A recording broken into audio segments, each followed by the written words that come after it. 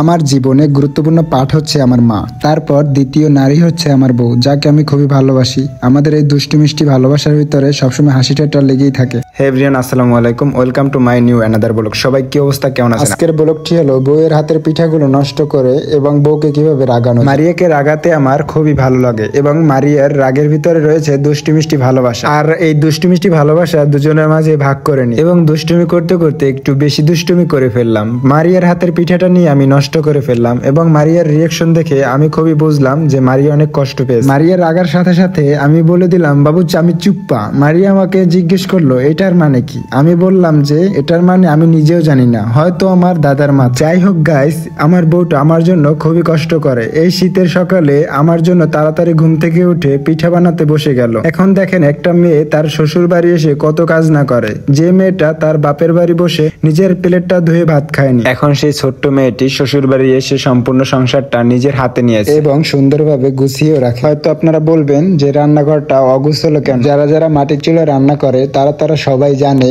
যে মাটির চুলায় রান্না করলে একটু অগুছালো থাকি, এটা কোনো ব্যাপার না। যাই হোক গাইস, আজকে কিন্তু আমার বউ দেশি রাতা মুরগি রান্না করছে। আমার বউয়ের হাতের মুরগি স্বাদটাই অন্যরকম। আমার বউ যখন দেশি মুরগি রান্না করে আমার জন্য, তখন ঘরোয়া পদ্ধতিতেই সব ধরনের মশলা তৈরি করে। ঘরোয়া পদ্ধতিতে যদি মশলা তৈরি করে কোনো গোশ রান্না করা হয় তাহলে কালারটা জোস আসে। আমাদের দেশি মুরগিটা রান্নাটা অনেক জোস হয়েছে, যা আপনাদেরকে বলে বুঝাতে পারবো না। আসলে গাইজ, আমার বউ কখনো এরকম রান্না করে না। এর জন্য আমি আমার বউকে কাজেও হেল্প করি এবং কাজগুলো শিখিয়ে। আর এই যে গ্রামের বাড়িতে এসে এরকম এই আবহাওয়ার সাথে মিলিয়ে নিতে পারবো আমি কখনো ভাবিও নাই। সো গাইজ, মারিয়ার সাথে যখন প্রেম করি তখন আমি মারিয়াকে বলতাম যে তোমার কখনো মাটির চুলায় রান্না করা লাগবে না। মারিয়া খুবই ভয় পাইতো যে মাটির চুলায় রান্না করা লাগবে। আমি বলতাম যে তোমাকে আমি গ্যাসের চুলা এনে দেবো। আর এখন দেখেন বেচারার কি অবস্থা, যে মাটির চুলায় রান্না করতে। মারিয়ার মাটির চুলায় রান্না করতে অনেক কষ্ট হয়, কিন্তু কখনো মুখ ফুটে আমাকে বলতে পারে না যে ওর কষ্ট হয়। ও ওর কষ্টের কথাগুলো কিভাবে ওর জামাইকে বলবে? ও নিজেই জানে যে ওর জামাইয়ের ইনকাম নেই। এর জন্য